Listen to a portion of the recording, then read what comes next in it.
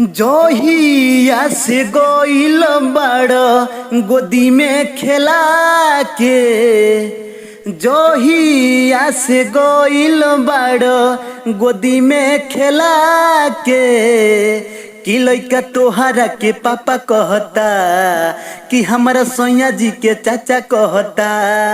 कि लइका तोहरा के पापा कहता कि हमारा सैया जी के चाचा कहता।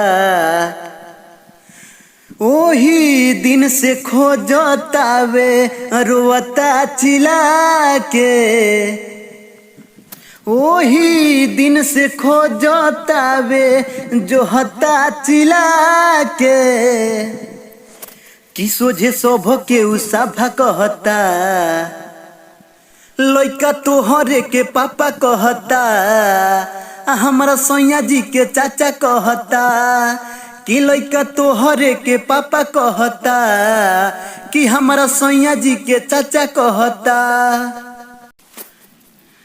जहिया से गइल बड़ गोदी में खेला के।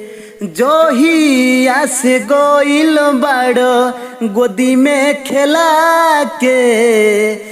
कि लइका तोहरा के पापा कहता कि हमारा सैया जी के चाचा कहता।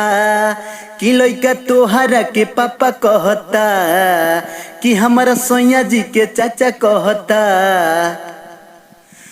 ओही दिन से खोजतावे रोता चिल्ला के। ओही दिन से खोजतावे जो हता चिल्ला के। कि सोझे शोभ के उसाभा कहता लइका तोहरे के पापा कहता। हमारा सैया जी के चाचा कहता कि लइका तोहरे के पापा कहता कि हमारा सैया जी के चाचा कहता।